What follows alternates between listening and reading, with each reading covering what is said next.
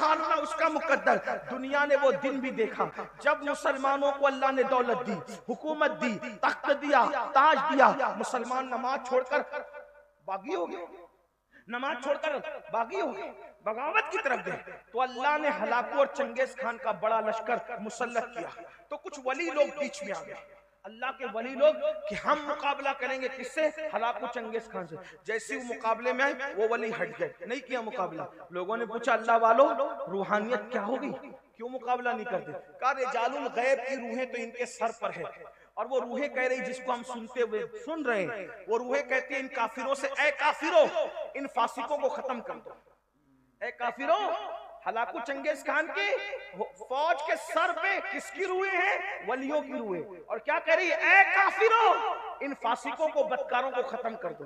मुसलमान जानी हुआ, गाने सुनने वाला हुआ, शराबी हुआ, मस्जिदों को वीरान करने वाला हुआ, उलमा का गुस्ताख हुआ, अल्लाह के दिन का बागी हुआ। अल्लाह ने इतना बड़ा लश्कर भेजा। उस लश्कर ने क्या किया पता है? मुसलमानों की सर की खोपड़ियों पर मीनार तामीर की।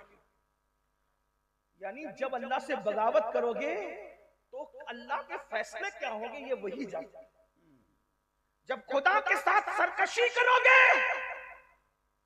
फिर उसके फैसले क्या होंगे। अब वो बेनियाज है, कोई मर रहा है, कोई कट रहा है, कोई तबाह हो रहा है, उसकी रुबूबियत की शान पर कोई फर्क नहीं पड़ता। वो गय्यूर है, गय्यूर। उसके अपने फैसले, वो अपने महबूबों को यतीम कर देता है। उसकी शाने गैरत है, उसकी शाने गैरत है। शजरे ममनुआ को हाथ में ले लिया जाता है तो मासूम के कपड़े वापस ले लिए जाते हैं और जन्नत से बाहर कर दिया जाता है। उसकी शाने गैरत तो देखे। यहाँ तो बहुत आंख बंद करके सोचने, अरे मौलाना कुछ भी करेंगे, अल्लाह तो हमसे प्यार करता है, हम जन्नत में जाएंगे। क्यों? जिसे खलीफा बनाया था उससे प्यार नहीं था, फरिश्तों का मस्जूद बनाया था उससे प्यार नहीं था, जिसको दस्ते कुदरत से पैदा किया था उससे प्यार नहीं था। फरिश्तों से सजदा भी करवा कर प्यार का इजहार किया जाता है, और लफ्ज़े पैगंबराना पर कपड़े वापस नहीं। इस बात पर कोई गौर करने वाला है इस मजमे में? मासूम से खता जिसके करीब से होकर भी नहीं गुजर सकती, लफ्ज़े पैगंबराना की बुनियाद पर। लफ्ज़े पैगंबराना क्या चीज है? मासूम से कपड़े वापस ले लिए जाते, कहते आप जमीन पे जाए। और फिर गैरत का हाल ये है कि वो मासूम जिसे फरिश्तों ने सजदा किया था, जिसके सर पर ताज खिलाफत रखकर अपने दस्ते कुदरत से जिसे जन्नत में बनाया था, 200 साल तक वो मासूम पुकारता है, दुआ करता है, उस पर कोई जवाब भी नहीं दिया जाता।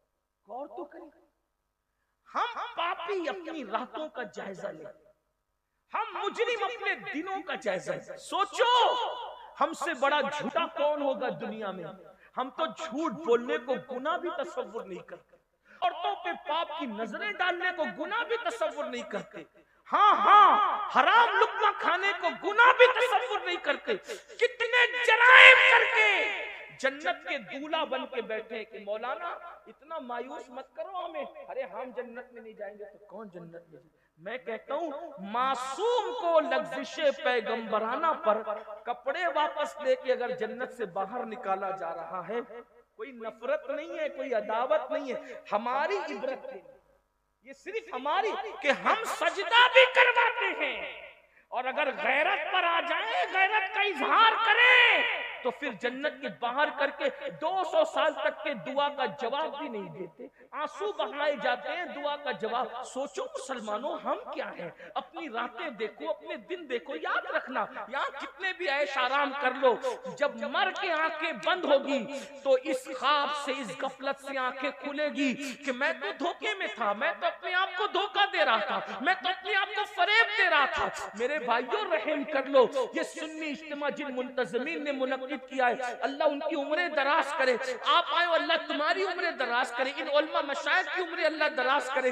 ये किसी टूटे हुए दिल की आवाज है और ये वो आवाज है जो मुसलसल 14.5 सदियों से लग रही है। अल्लाह के बंदो, दुनिया के मकर से बाहर निकलो, दुनिया के धोखे से बाहर निकलो, दुनिया के फरेब से बाहर निकलो। जब तक रूह का रिश्ता जिस्म के साथ जुड़ा हुआ है, जो जी में आ रहा है खा रहे हो, जो जी में आ रहा है पहन रहे हो, जो जी में आ रहा है कर रहे हो, लेकिन रूह का रिश्ता जल्द टूट जाएगा, आंखें बंद हो जाएगी, तब सिर्फ रोगे, पछताओगे, आहें भरोगे, लेकिन उस वक्त पछताना काम नहीं आएगा। इसलिए अल्लाह का अज़ाब हम में से कोई बर्दाश्त नहीं कर सकता। किसी में ताकत नहीं है, किसी में कुव्वत नहीं। ये दो चीजों पे नजर तो करो। अल्लाह के रसूल अलैहिस्सलाम फरमाते हैं क़यामत के दिन उसके साथ मेरा कोई वादा नहीं। और अल्लाह का पाक फरमा रहा है मैं अपनी रहमत और अमान की चादर उससे हटा लेता हूँ। 50 मिनट का टाइम देना है, सिर्फ आज अहद कर लो। फिर उसके बाद अल्लाह के रसूल अलैहिस्सलाम फरमाते इसी पे बात अगर बढ़ेगी तो बहुत बढ़ेगी। हदीस दूसरी इसी पर आका फरमाते हैं फिर हमने जहन्नम का मुशाहिदा किया। अल्लाह के रसूल फरमाते मैंने देखा कि कुछ लोग हैं जो जहन्नम के दरख्तों के अंदर, आग के दरख्तों में उल्टे लटके हुए। अल्लाह, सुन ले इसको। पता नहीं ये बात मैं कभी आपको सुना सकूंगा या नहीं। ये उन्वान रजब की बुनियाद पर, मिराज मुकद्दस की बुनियाद पर जहन में आ गया, लेकिन गौर कर ले, बहने भी गौर कर कि जहन्नम की आग के दरख्तों में कुछ लोग उल्टे लटके हुए हैं। उल्टे भाइयों, अगर ऐसी कमरे में भी किसी को उल्टा लटकाया जाए तो ये कोई छोटी मोटी बात नहीं। जहन्नम में आग के दरख्तों की शाखों पर हाय, कहने वाला कौन? सादिकुल वादुल अमीन मुस्तफा करीम रऊफुर रहीम सल्लल्लाहु अलैहि वसल्लम फरमा रहे क्या जहन्नम के आग के दरख्तों पे उल्टे लटके हुए लोगों को जब हमने देखा, पूछा जिब्रील ये कौन लोग हैं? जिब्रील अमीन ने अर्ज़ किया या रसूल अल्लाह ये माँ बाप के नाफरमान लोग हैं, ये माँ बाप के गुस्ताख लोग हैं, माँ बाप के गद्दार। हाय हाय, कहाँ लटके? जहन्नम के अंदर, जहन्नम की आग के दरख्त की आग की शाखों पर। क्या हाल है उनका? आजकल देखो कितने लोग माँ बाप की फर्मा बरदारी करते। नौजवान लड़के तो माँ बाप को क्या कहते हैं? बुढ़ा बुढ़ी, डोकरा डोकरी, क्या क्या। माँ बाप को माँ बाप भी नहीं कहते। और अगर माँ बाप बेचारे भोली भाली सूरत के हों तो अपने दोस्तों को उनका तारुफ भी नहीं कराते। मैंने मेरे एक दोस्त को सुना, जब स्कूल पढ़ने का दौर था, तालिब इल्म तो अभी भी हूँ, स्कूल पढ़ते थे, तो इत्तेफाक ऐसा हुआ कि चंद दोस्त उसके बर्थडे के मौके पर उसके घर गए। एक बुढ़ा बैठा हुआ था, बड़े मियाँ, एकदम मैले कुचेले से कपड़े पहनकर। दोस्त भी अच्छे कपड़े में थे, वो जनाब भी अच्छे कपड़े में थे। पूछा हम लोगों ने कि ये कौन है? तो बोले ये हमारे घर में काम करने वाला है। जैसी का काम करने वाला है, बड़े मियाँ का चेहरा अचानक बदला, आंख में आंसू आए, वो घर के अंदर दाखिल हो गए। एक काम करने वाला इतना बेतकल्लुफ तो घर में दाखिल नहीं होता। जब बाद में पता किया गया तो मालूम पड़ा कि वो उसका बाप था, लेकिन मैले कुचेले कपड़ों की बुनियाद पर और भोली भाली सूरत की बुनियाद पर वो अपने दोस्तों को बताना नहीं चाहता था कि ये मेरा बाप है। इतने बदबख्ती पे लोग उतर आते हैं। अल्लाह अकबर। सुनो, अब मैंने नमाज की फजीलत बयान की ना, ये भी बुजुर्गों ने फरमाया जिससे माँ बाप नाराज हो जाते हैं, अल्लाह उसकी नमाजें भी उसके मुंह पे मारता है। यानी नमाजें भी उनकी कबूल नहीं होती जिससे माँ बाप नाराज हो, जो माँ बाप का दिल दुखा। इसका मतलब ये है कि मस्जिद जाने से पहले माँ बाप का चेहरा देखो। माँ बाप नाराज है कि खुश? बल्कि एक मियार दिया, एक थर्मामीटर दिया, एक चेक करने का तरीका दिया। एक सहाबी ने पूछा या रसूल अल्लाह सल्लल्लाहु अलैहि वसल्लम, हुजूर ये बताएं कि हमें ये पता नहीं चलता ना कि अल्लाह हमसे राजी है कि नाराज है, क्योंकि अल्लाह नजर नहीं आता, अल्लाह से बात नहीं हो सकती, अल्लाह दिखाई नहीं देता, फिर कैसे पता करे कि वो राजी है कि नाराज है? मेरे आका ने फरमाया घर जा और देख तेरे माँ बाप तुझसे राजी है कि नाराज है। अगर माँ बाप राजी है तो अल्लाह भी राजी है, और माँ बाप नाराज है तो अल्लाह भी नाराज है। देख लो, मियार दिया, और आजकल के नौजवान बच्चे खास तौर पे पसंद की शादी के मामले को लेकर, और बेटियां खास तौर पे माँ बाप का बहुत दिल दुखा रहे, माँ बाप को बहुत तकलीफ पहुंच। मैं समझता हूं कि 60% लड़के और लड़कियों का मसला है कि वो पसंद की शादी के मामले में माँ बाप का दिल दुखाते, नाराज करते। मैंने एक वीडियो देखी, क्लिप, एक बेटी पुलिस स्टेशन में बैठी, बाप उसके हाथ जोड़ के कह रहा है मेरी बेटी में घर चल, अपने घर चल के बात करेंगे तो उसको भूत सवार है, किसी मुनकिरे इस्लाम के साथ, किसी मुशरिक के साथ शादी, वो आने को तैयार। बहुत सारी बेटियां तो पुलिस स्टेशन में ये कह देती है कि हम इनको पहचानते नहीं कि हमारे माँ बाप। मैं हिफ्ज़ मा तक़द्दुम के तहत, यानी जैसे बीमारी से पहले वैक्सीन लगती है, उसी वैक्सीन के तहत ये बात अपने जवानों को और अपनी बेटियों को बताना चाहता हूँ। मेरी कौम की बेटियों, माँ बाप का दिल दुखाकर जब सजदे में बाहर नहीं आ सकती, तो माँ बाप का दिल दुखाकर शादी में कैसे बाहर आ सकती? माँ बाप का दिल दुखा के जब हज नहीं हो सकता कबूल अल्लाह की बारगाह में, तो शादी में खुशियां कैसे मिलती है?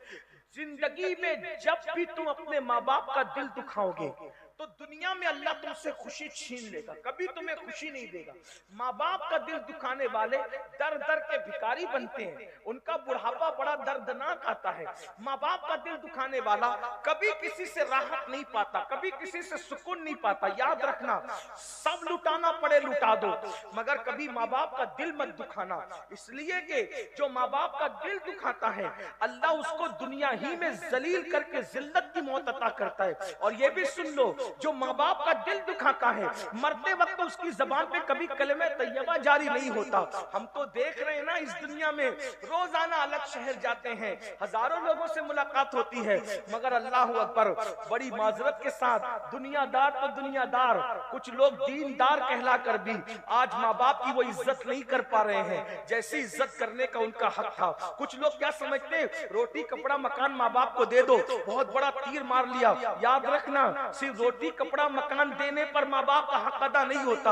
अल्लाह अकबर, याद रखना, माँ बाप को जब तक अपना आका ना मानो दिल से और खुद को उनका गुलाम ना मानो, उस वक्त तक बात नहीं बनती। इमाम अहले सुन्नत सैयदी आला हजरत, जिनके मसलक का हम नारा लगाते हैं, जिनका नाम हमारे मसलक की पहचान है, हक्कानियत की पहचान है, वो इमाम अहले सुन्नत आला हजरत रहमतुल्लाह अलैह लिखते हैं कि जब अपने माँ बाप से बात करने का वक्त आए, अभी सिर्फ बात की बात हो रही, बात करने का वक्त आए तो डायरेक्ट मत बात शुरू किया करो। फरमाते पहले उनसे इजाजत लिया करो कि हम तुमसे बात कर सकते हैं। कितनी मुकद्दस हस्तियां ये, बड़ी माजरत के साथ भाइयों, सबके आगे हाथ बांध के खड़े रहने वालों, कभी माँ बाप के आगे भी हाथ बांध के खड़े रहते हो? वहां तो सीना तान के खड़े रहते हो, वहां तो आंखें बड़ी बड़ी करते हो, उनको डांटते हो। जो 6,000 और 10,000 की नौकरी दे उसकी गुलामी करते हो, और जिस माँ ने जिंदगी और मौत से खेलकर तुम्हें पैदा किया, जन्म दिया, उस माँ को कनीज समझते हो, उस माँ को गुलाम समझते हो, उस बाप को गुलाम समझते हो। तैयार हो जाओ माँ बाप के गद्दारों, जलील होने के लिए तैयार हो जाओ, कलमे से मौत के वक्त महरूम होने के लिए तैयार हो जाओ, जहन्नम के दरख्तों पर उल्टे लटकने के लिए तैयार हो जाओ। कितनी बड़ी दाढ़ी कर लो, कितने ही कलमे पढ़ लो, कितनी नमाजें पढ़ लो, कितनी रोजे रख लो, मेरे नबी ने जो कह दिया सो कह दिया। तुम्हारे मुंह से जो निकली वो बात हो के रही। अल्लाह के रसूल फरमाते हैं, माँ बाप का दिल दुखाने वाला मरते वक्त उसकी जबान पे कलेमा नहीं आएगा, वो जलील होके मरेगा, वो रुस्वा होके मरेगा। एक बात और याद आ, ये भी हदीस पाक में आया, मफहूम है, जो माँ बाप का दिल दुखाएगा क़यामत के दिन वो सूअर की शक्ल लेकर उठेगा, खिंजीर की शक्ल लेकर उठेगा। अल्लाह अकबर। बल्कि फकी अबुल्लाह समरकंदी अपनी किताब में लिखते हैं, आका फरमाते हैं, मुझे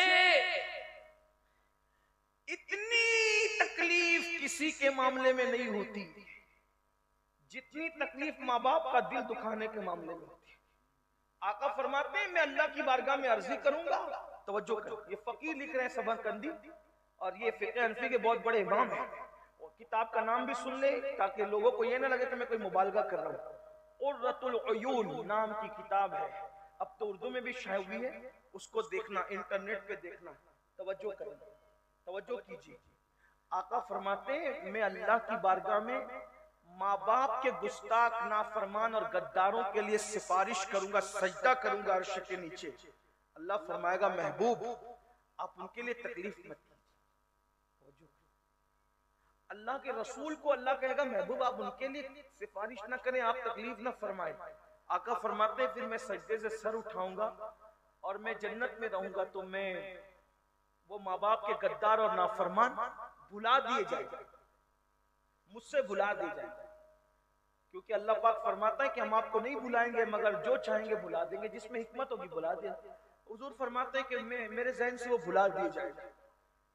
फिर बहुत अरसे के बाद मुझे वो याद आएंगे, फिर मैं सजदा करके अल्लाह से कहूंगा मौला वो माँ बाप की जो नाफरमानी करते तो उन्हें बख्श दे। अल्लाह फरमाएगा महबूब तुम इस मामले में जहमत मत कर, तकलीफ नहीं कर, मैं मफहूम पेश कर।